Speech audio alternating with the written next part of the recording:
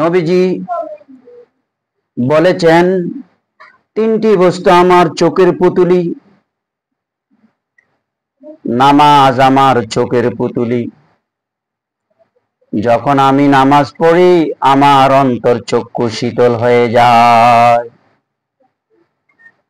অকুররাতু আইনি ফিস সালাহ, কুররাতু আইনি ফিস সালাহ, নামাজের মধ্যে আমার চক্ষু শীতল হয়ে যায়। আল্লাহ পাক দৈনিক নামাজীদের সাথে 5 বার সাক্ষাৎ করেন।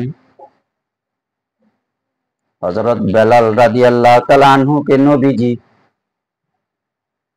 জান্নাতের মধ্যে দেখেছেন মেরাজের রাত্রিতে, একমাত্র তাহিয়াতুল ওযুর নামাজের কারণে। দ্বিতীয় নম্বরে, বিবিগণ আমার চোখের পুতুলি, স্ত্রীরা আমার চোখের পুতুলি।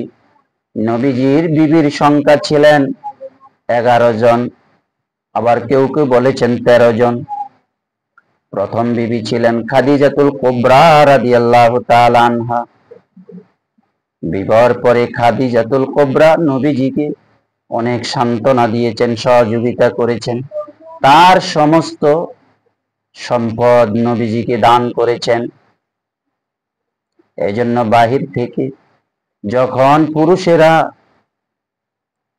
কাজকর্ম করি মাথায় টেনশন নিয়ে ঘরে আসে, স্ত্রী যখন এক গ্লাস পানি দেয় সাথে সাথে সমস্ত বাইরের দুঃখ কষ্ট ভুলে যায়। নবীজির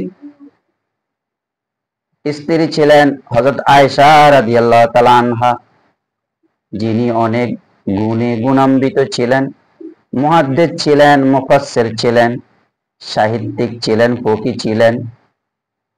সমস্ত গুণের সমাবেশ হযরত আয়েশা রাদিয়াল্লাহু তাআলা আনহার মধ্যে ছিল।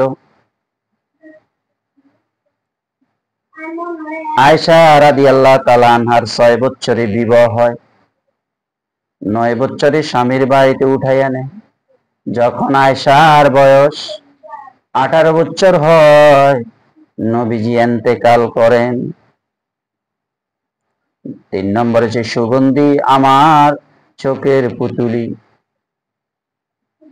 মানুষ যখন সুগন্ধি ব্যবহার করে, মানুষ যখন আতর ব্যবহার করে, মানুষের মন শান্তি হয়ে যায়, অন্তর বিগলিত হয়ে যায়। এই জন্য বলেছেন আতর ব্যবহার করা বিলাসিতা নয়, আতর ব্যবহার করা বাহুদুরি নয়।